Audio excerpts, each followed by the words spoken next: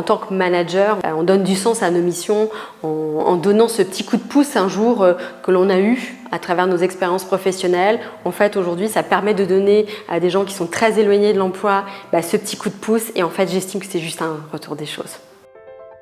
Je suis Lisa François Passaquet, responsable de Diez.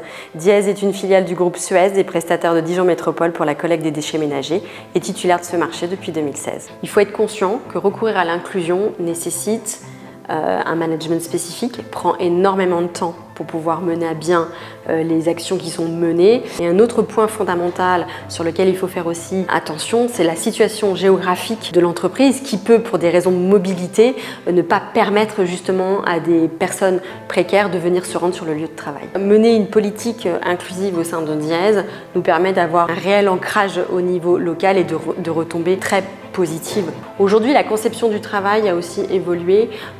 Travailler maintenant est devenu un moyen. On a besoin de donner un sens à son activité et quelque part, quand une entreprise porte ses valeurs, les collaborateurs qui composent cette société la portent aussi et sont fiers de porter ces valeurs-là. Pour les entreprises qui souhaitent franchir le cap, le premier conseil que je donnerais, c'est de se rapprocher des prescripteurs d'emploi, tels que Créatif par le biais de son service PLI, qui permet de mettre en relation avec les entreprises locales d'insertion et aussi de participer à des ateliers, des workshops, notamment ceux du Club des entreprises s'engagent. Mon deuxième conseil, ce serait de recourir aux entreprises d'insertion qui permet de former du personnel sur des métiers en tension. Il arrive que dans cet intérim d'insertion, on ait des vrais parcours et des vraies révélations et que des gens sont complètement intégrés. On a d'ailleurs sur Diez de beaux exemples de personnes qui étaient arrivées, éloignées de l'emploi, qui ne parlaient pas forcément la langue, qu'on a formées et qui aujourd'hui sont conducteurs de BOM, qui ont gravi tous les échelons ou qui sont rentrés à l'atelier, qui ont été formés et qui sont maintenant mécanos. C'est aussi de vrais parcours que l'on peut rencontrer quand on fait appel